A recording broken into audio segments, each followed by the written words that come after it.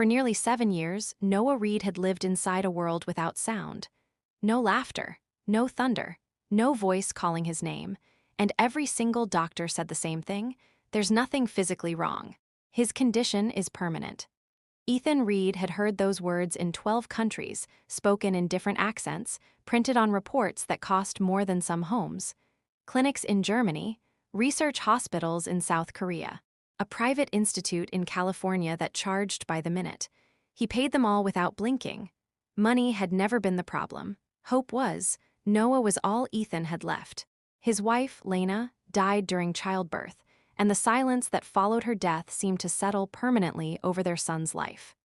Ethan couldn't shake the feeling that if he could just fix one thing, just one, then the universe might forgive him. But it never did. The Reed estate sat high above the Hudson Valley, wide lawns stretching like they belonged to a different world. From the outside, it looked alive: sunlit windows, fresh stone, perfect symmetry. Inside, it felt hollow. No music ever played. Staff spoke in whispers, doors closed gently, even footsteps were measured. The house had adapted itself to Noah's quiet, as if sound itself had been banned out of respect or fear. Ethan spent his nights in his office, staring at a photo of Lena holding newborn Noah, her smile frozen in time. He couldn't remember the last time he'd heard laughter in that house, or his own voice used for anything other than business calls and arguments with doctors. That was when Mara arrived. She wasn't special on paper. No medical training, no impressive background. Just a 26-year-old woman from a nearby town, hired through an agency to help with housekeeping. She showed up early, wore worn shoes, and spoke politely without trying too hard to impress anyone. What no one noticed, except Noah, was that Mara watched everything.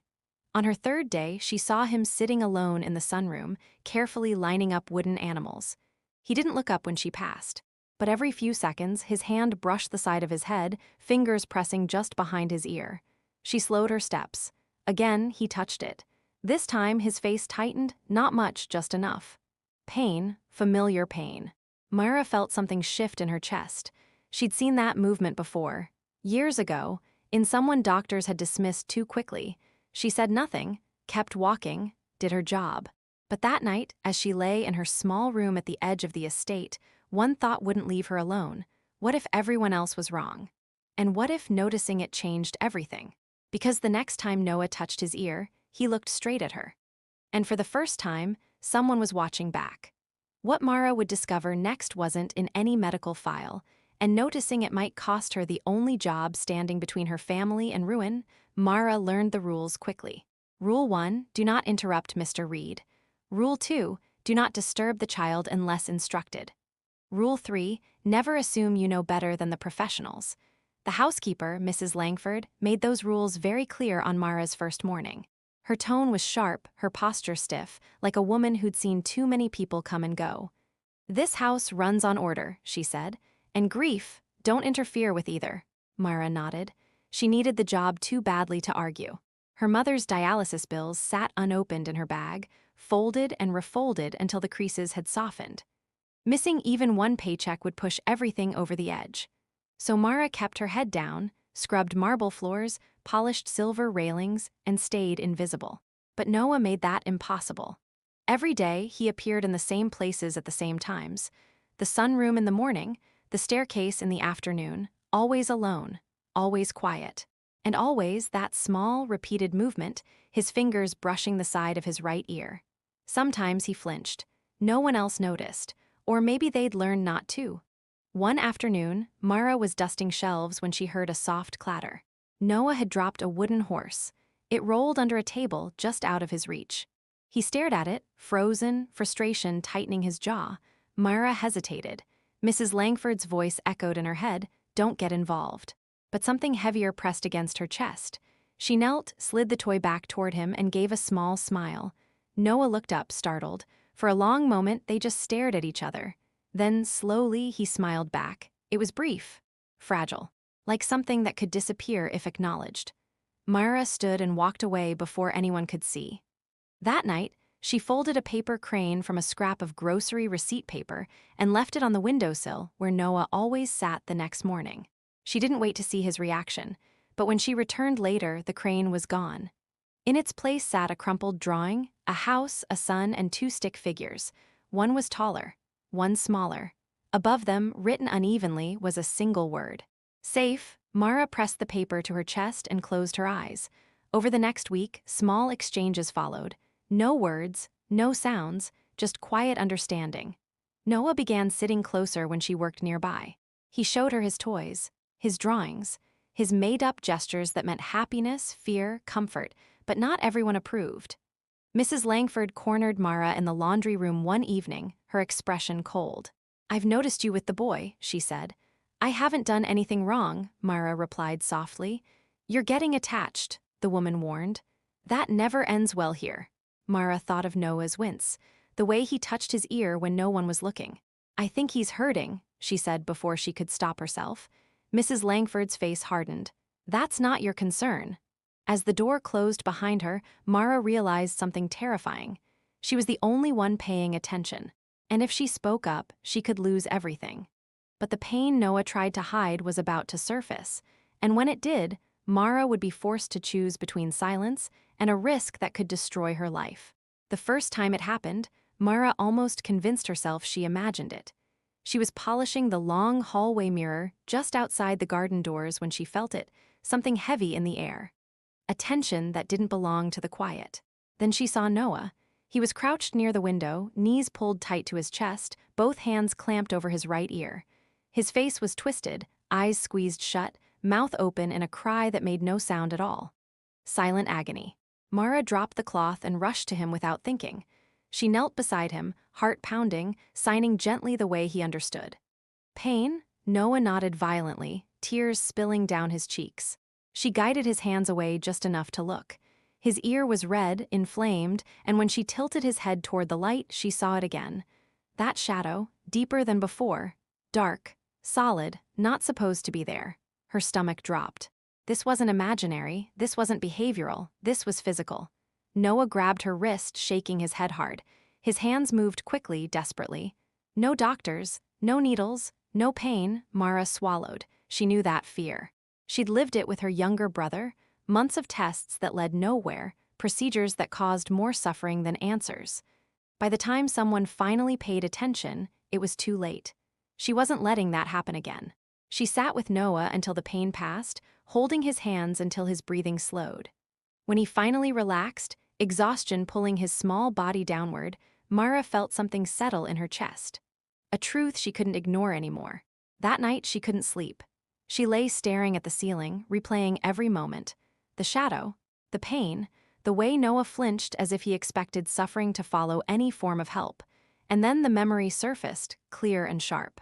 Her cousin Eli, deaf for years, written off by specialists, one final opinion, one careful look.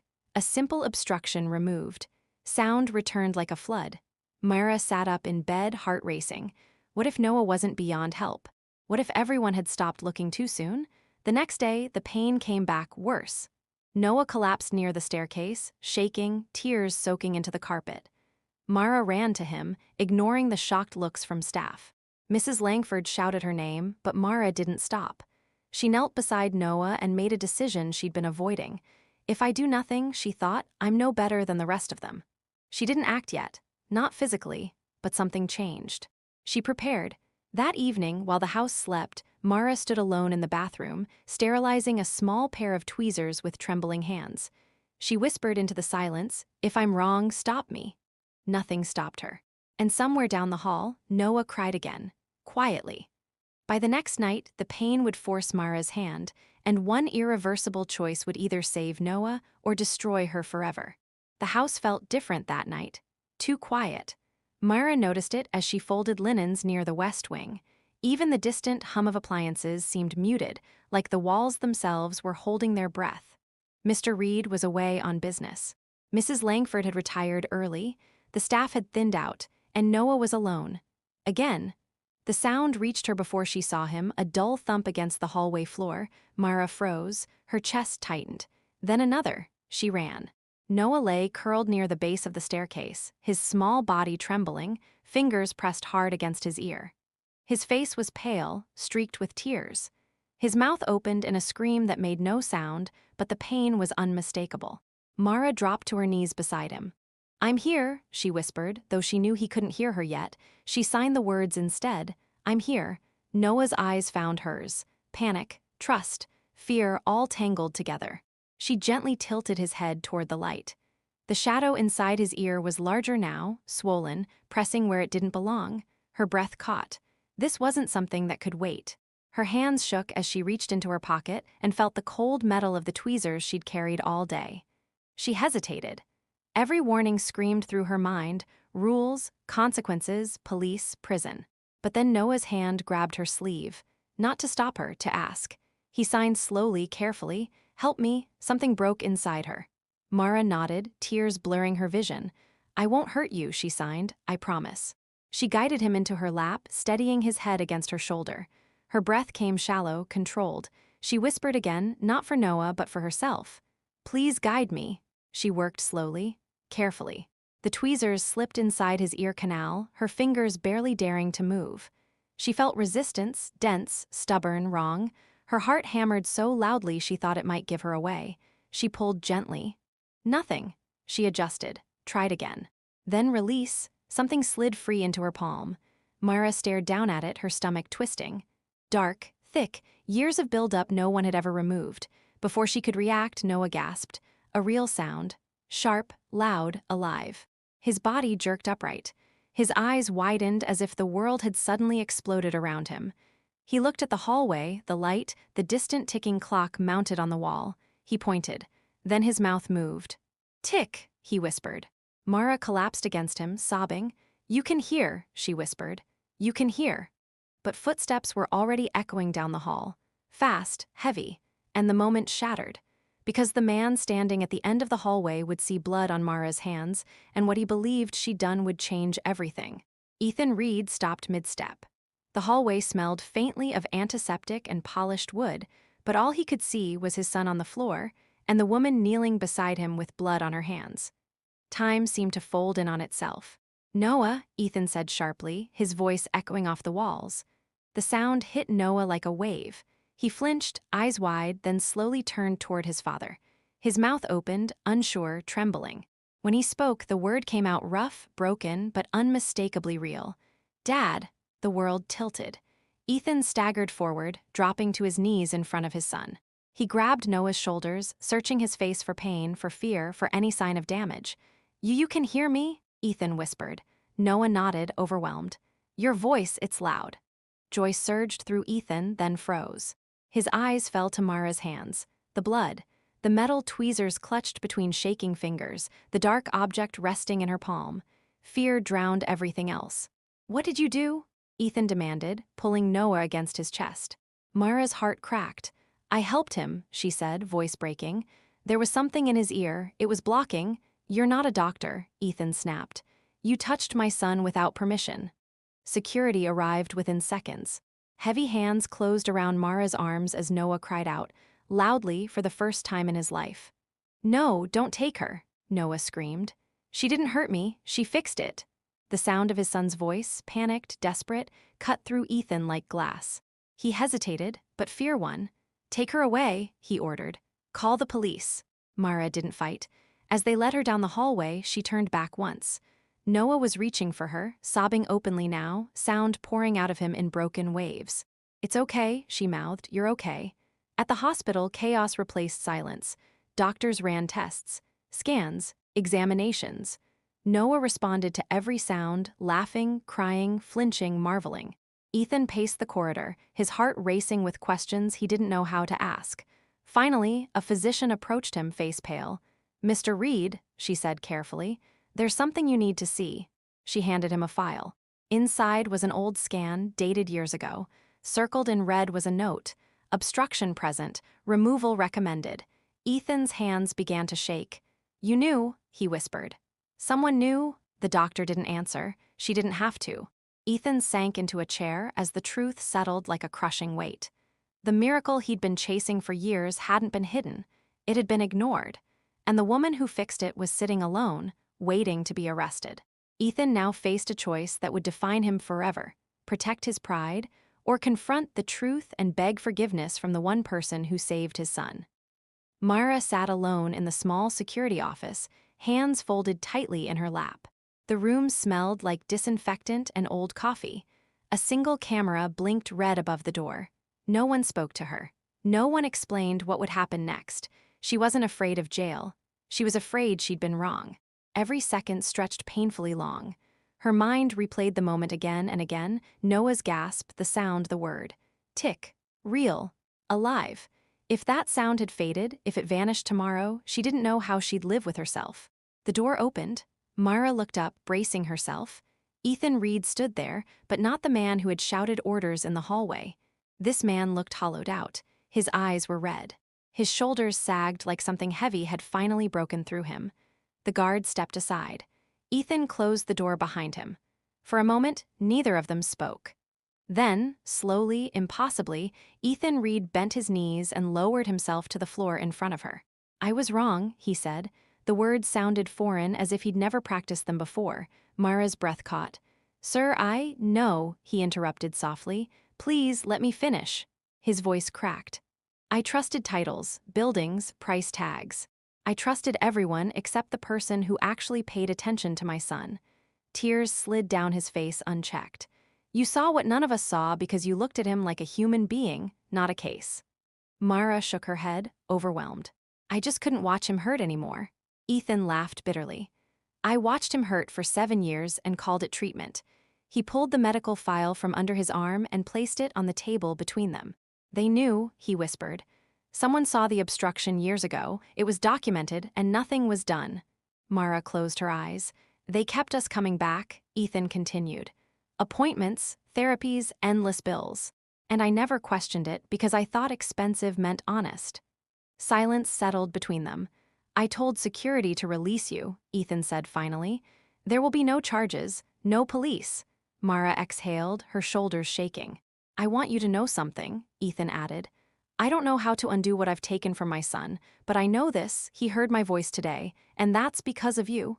He stood, extending a hand. Mara hesitated, then took it. As she rose, the door opened again. Noah stood there. He was wearing oversized headphones, eyes wide with wonder. When he saw Mara, his face lit up. He ran to her and wrapped his arms around her waist. "I can hear my heart," he said softly. "And yours is fast." Mara laughed through tears. "That's because you scared me." Ethan watched them, something new forming in his expression. Resolve, because miracles didn't end the story. They exposed the lies beneath it. But as Noah's world filled with sound, Ethan prepared to confront the system that failed them, and the consequences would reach far beyond his family. The first sound Noah asked to hear again wasn't music. It was the rain. Ethan stood with him by the hospital window, holding him steady as water tapped against the glass. Noah laughed each time the rhythm changed, pressing his forehead to the cool pane as if the sky itself had started speaking. Ethan watched his son rediscover the world with a mix of awe and shame, because every new sound was proof of something stolen. And Ethan Reed no longer intended to let that theft go unanswered. Within 48 hours, the lawyers arrived. Not the kind who negotiated contracts, but the kind who asked quiet questions and listened too carefully. Files were pulled, records reviewed. Patterns emerged, missed follow-ups, delayed procedures, notes buried under layers of ongoing treatment. Not just with Noah, with others. Families who had been told to accept silence. Parents who had trusted expertise over instinct. Children who had lived in partial worlds because it was profitable to keep them there. Ethan felt sick. He released everything. Records, emails, payments, names. He knew what it would cost. Reputation, partnerships, allies who preferred quiet settlements to loud truth. But every time doubt crept in, he remembered Noah's voice the first time it broke through the air. That sound deserved honesty. Mara returned to the estate a week later, unsure of what she was walking back into. The house felt different now. Windows were open. Music played softly in the distance. Laughter, unpracticed, clumsy, real, echoed down the hall. Noah ran to her the moment he saw her. "I heard birds," he announced proudly. "They argue a lot," Mara laughed. "They do." Ethan watched them, knowing there was no amount of money that could repay what Mara had given them. He offered her everything anyway: security, education, a future untouched by worry. She refused most of it. I didn't help him for a reward, she said gently. Just make sure he never feels invisible again. So Ethan did something else. He created a foundation, one that funded second opinions, one that paid for overlooked cases, one that required doctors to explain, not dismiss. And he put Mara in charge of its heart, not the paperwork, the listening. Weeks later, as investigations spread and headlines followed, Ethan stood beside Noah at the edge of the property. The wind moved through the trees, leaves whispering secrets. "What do you hear?" Ethan asked. Noah smiled. "Everything." Ethan closed his eyes, because some sounds didn't just fill silence, they dismantled it. But just when it seemed the story had reached its ending, one final truth, long buried, would surface and force everyone to ask what a real miracle truly costs. Months later, the house no longer belonged to silence. It breathed now. Morning sounds drifted through open windows, birds, distant traffic, wind through trees. Noah learned them slowly, carefully, like someone reading a language he'd waited years to understand. Some sounds startled him. Others made him laugh. A few made him cry without knowing why. Mara stayed close, not as an employee anymore, but as something harder to define. Family didn't quite fit. Savior didn't either. She was simply the person who had listened when listening mattered. One evening, as the sun dipped low and painted the walls gold, Noah sat at the piano his mother once loved. He pressed a single key, then another. The sound startled him, and he giggled. Ethan watched from the doorway, his chest tight. "I think she would have liked that," he said softly. Noah looked up. "I think she already heard it." Ethan swallowed hard. The investigations moved quietly but thoroughly. Clinics settled. Licenses were revoked. Procedures changed. No press conference could undo the years lost, but fewer children would grow up trapped in avoidable silence. That mattered. The foundation grew faster than Ethan expected. Letters arrived daily. Parents thanking them. Adults who had grown up unheard. Some miracles came too late. Others came just in time. And every time one did, Ethan thought of Myra noticing a small, repeated gesture no one else bothered to see. One night, Noah asked a question that stopped him cold. "Dad," he said, tracing the grain of the dining table, "why didn't anyone help me before?" Ethan knelt beside him, choosing honesty over comfort. "Because sometimes," he said slowly, "people confuse expertise with attention, and attention takes love." Noah nodded, considering this. "I'm glad she paid attention," he said. "So am I," Ethan replied. Later, after Noah had fallen asleep, Ethan stood alone in the hallway where everything had changed. He remembered the fear, the anger, the certainty that miracles were supposed to come from the highest places. He had been wrong. Miracles didn't announce themselves. They noticed. They knelt down. They asked questions. They listened when silence tried to pretend it was permanent. In a world obsessed with noise, the real danger had been the quiet everyone ignored. And somewhere tonight, another child touched their ear. This time, someone would see it, because the most powerful changes don't come from those who speak the loudest, but from the ones who refuse to look away.